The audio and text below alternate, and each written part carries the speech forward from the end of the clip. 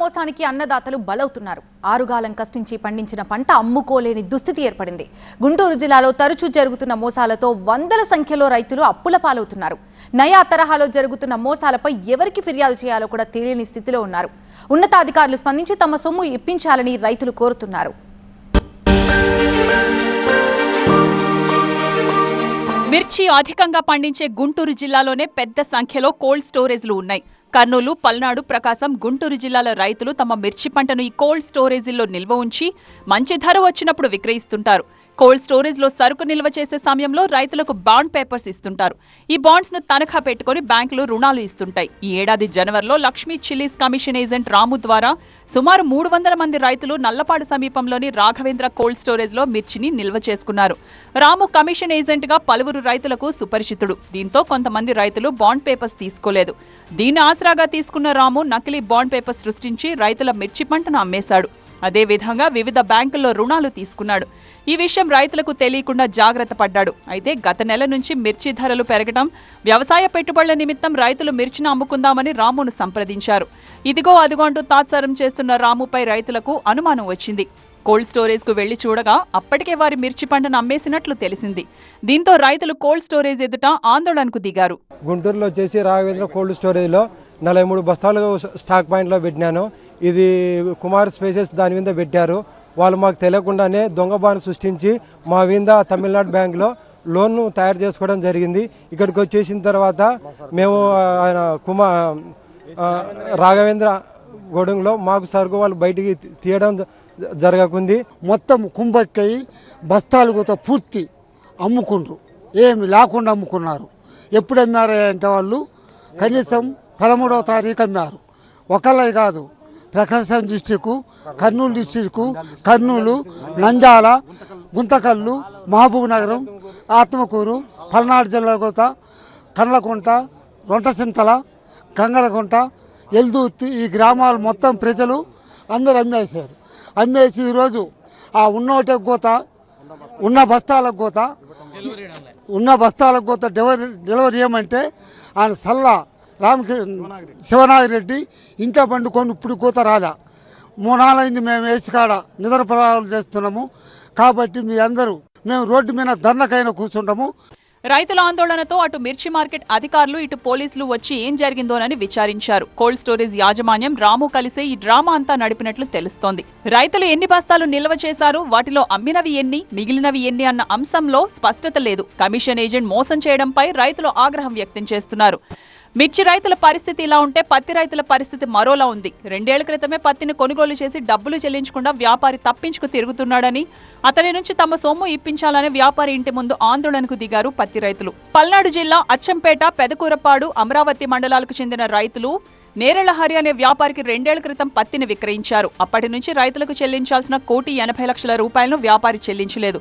తమకు డబ్బులు చెల్లించకపోతే ఆత్మహత్యలే శరణ్యం అంటున్నారు. మాకు డబ్బులు కావాలండి, మాకు డబ్బులు కావాలి, మాకు నోట్లు చెక్కులు ఉన్నాయి మా దగ్గర, ఇప్పిస్తామని చెప్పేసి పోలీసులు వచ్చినప్పుడల్లా మేము మాకు డబ్బు ఆయన ఇల్లు ఇది అద్దె కొంటండి. ఇక్కడ గుళ్ళో పోతే ఇప్పుడే పంపిస్తామని చెబుతున్నారు, అతను తప్పించేస్తున్నారు. స్టేషన్కి రమ్మంటే ఇప్పుడే పంపిస్తాం, మేము పరిష్కారం చేస్తాం, మీ డబ్బులు ఇస్తాం. కార్పొరేటర్ 30వ డివిజన్ ఆయన బొస్సుబాబు వరప్రసాద్ ఏది అంటారు సార్, అతను ఇప్పిస్తానని చెప్పేసి నన్ను 15 రోజులు ఇప్పిస్తాడు. ఇక్కడికి రమ్మంటాం గుంటూరు, నాకు కాళ్ళు ఎప్పి హార్ట్ పేషెంట్ స్టెంట్ పడదు, నాకు ఇప్పిస్తానంటే ఫోను ఆఫ్ చేయటం, ఫోన్లు వేస్తాను. వేరే ఫోన్లు చేస్తే గంటకి 15 రోజులు తిప్పిస్తాడు. ఏందని చెప్పేసి నాకు ఇంటి దగ్గర ఒత్తిడి అప్పులు ఎక్కువ, నేను 2 రోజులు ఫోను స్విచ్ ఆఫ్ పోలేదు సార్. మా భార్య బిడ్డలు వస్తే అతను ఊరో నాకు తెలియదు, మీ షార్ట్ చేసుకుని నేను చెప్తుండు. అదేమంటే నాకు ఆ ప్రభుత్వంలో ఎలాగ చేశారు, ఈ ప్రభుత్వంలో కూడా నాకు లంచాలు ఇస్తే అలాగైతే ఉండదు. ఇది లంచాలు ఇచ్చే ప్రభుత్వం కాదు, లంచాలకు పోయే ప్రభుత్వం కాదు. లోకేష్ బాబుని కలిసా, చంద్రబాబు గారిని కలిసా, అక్కడి నుంచి రిపోర్టు ఎస్పీ ఆఫీస్కి వచ్చింది, సీఎం ఆఫీస్ నుంచి నన్ను అడిగారు, ఇది పరిచయం చెప్పా. డబ్బులు ఇప్పేయాలి సార్, ప్రభుత్వం తలుచుకొని సీఎం గారి దృష్టికి తీసుకెళ్ళి నా నేరాలారి మెల్ల వంచేం సరే మాకు డబ్బులు ఇప్పియాలి. అతను కానీ డబ్బులు ఇవ్వకుండా ఏమైనా చేస్తే మొత్తం ఆత్మహత్య చేసుకుంటాం. వ్యాపారులు పలు రకాల మోసాలకు పాల్పడుతూ అన్నదాతలను నట్టేట ముంచుతున్నారని రైతు సంఘాల నాయకులు చెబుతున్నారు. మిర్చి యార్డు అధికారులు ఎప్పటికప్పుడు కోల్డ్ స్టోరేజీలపై నిఘా పెట్టాలని వారు సూచిస్తున్నారు. అదేవిధంగా కమిషన్ ఏజెంట్ల వద్ద అప్పులు తీసుకోకుండా రైతులు జాగ్రత్త పడాలంటున్నారు. రైతులకు నష్టపరిహారం చెల్లించేలా చేయడంతో పాటు మోసగాళ్లపై కఠిన చర్యలు తీసుకోవాలని డిమాండ్ చేస్తున్నారు. కొంతమందికి ఒక్కర బుద్ధి పుట్టింది ఈ మధ్యనే, ఈ 4-5 సంవత్సరాల కాలంలోనే కోల్డ్ స్టోర్ తగలబెట్టుకోవడం కూడా, ఇన్సూరెన్స్ డబ్బులు రావడం కోసం ఎక్స్ట్రా టిక్కీలు రాసి డబ్బులు రాబట్టుకోవడానికి. దాంట్లో ఇవాళ కూడా ఐపీలు పెడితే డబ్బులు రకరకాలుగా మనం దాచుకోవచ్చు అని చెప్పేసి అలా వక్ర బుద్ధి ఆలోచిస్తున్నారు. దీనివల్ల మంచి వ్యాపారస్తులు దీనివల్ల బ్యాడ్ అయిపోతున్నారు. ఇలాంటి బ్యాడ్ అనేది ఇప్పుడు ఇక్కడ రాము అనే అతను మరి దాంట్లో స్టోరేజ్లో పెట్టుకున్న తర్వాత దాని పేరు పెట్టి 2 కోట్లు అప్పు తీసుకున్నాడు, మరలా సరుకు అమ్ముకున్నాడు, మళ్ళీ సూసైడ్ అటెంప్ట్ చేశాడు, ఆత్మహత్య ప్రయత్నం చేశాడు. అసలు ఏం అర్థం కాని పరిస్థితి ఉంది. కావాలని నటన చేశాడా ఆత్మహత్య ప్రయత్నం? ఇది సబ్జెక్ట్ డైవర్ట్ చేయడానికి కోసమా, లేదా అధికారులు దీని మీద చర్యలు అతని మీద తీసుకోవడం కోసమా? ఇది అర్థం కాకుండా గందరగోళం చేశాడు. 300 మంది రైతులు పాపం ఇవాళ బలే ఉన్నారు. అదొక భాగం అయితే ఇవాళ డబ్బులు ఎగ్గొట్టడం అంటే వాళ్ళ కుటుంబాలు నిలబడతాయా లేదా? అందువల్ల మేమేం కొడుతున్నాం రైతు సంఘాలుగా, ఈ వ్యాపారస్తులు మేము నిఘా పెట్టండి, నిఘా పెట్టి వాళ్ళ యొక్క లైసెన్సులు తీసుకోండి, ఎప్పటికప్పుడు దాన్ని పర్యవేక్షణ చేయండి. మిర్చి రైతులను మోసం చేసిన వారిపై కఠిన చర్యలు తీసుకుంటామని కేంద్ర మంత్రి పెమ్మసాని చంద్రశేఖర్ తెలిపారు. వ్యాపారుల ఆస్తులను సీజ్ చేసి వాటి ద్వారా రైతులకు మేలు చేయాలని చెప్పారు.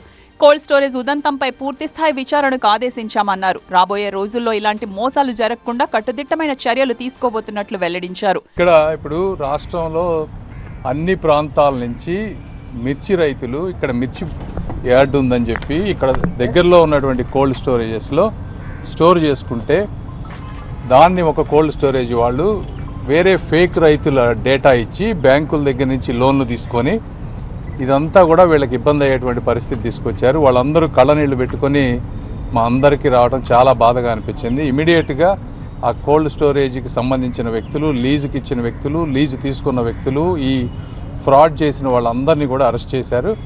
కలెక్టర్ గారు కూడా వాళ్ళ ఆస్తులన్నీ ఇమీడియట్గా అటాచ్ చేయాలని డిసైడ్ చేసేసాం. అదేవిధంగా ఆ ఫేక్ రైతుల అకౌంట్లు ఎక్కడున్నాయో ఆ రైతుల డేటా కూడా తీసుకొచ్చి పోలీస్ ఇన్వెస్టిగేషన్ జరుగుతూ ఉంది. ఈ ఫ్రాడ్ చేసిన వ్యక్తి ఒక ఫేక్ అంటే తక్కువ ర్యాట్ పాయిజన్ తాగి ఒక ఆత్మహత్య చేసినటువంటి ఒక యాక్షన్ చేసి హాస్పిటల్లో జాయిన్ అయ్యారు. హాస్పిటల్ ఓనర్కి కూడా కాల్ చేసి చెప్పాం, ఎటువంటి పరిస్థితుల్లో కూడా ఇలాంటి వ్యక్తులకు ఆశ్రయం ఇవ్వటం కానీ హాస్పిటల్స్ వాళ్ళకి సహకరించడం కానీ చేయడానికి వీల్లేదని చెప్పాం.